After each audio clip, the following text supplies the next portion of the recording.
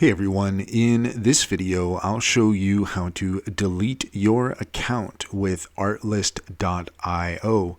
First of all, if you are on the Artlist site, then you're going to find, if you go to your account and you select My Account, if you search through the options that are here, you're not actually going to find any information related to deleting your account.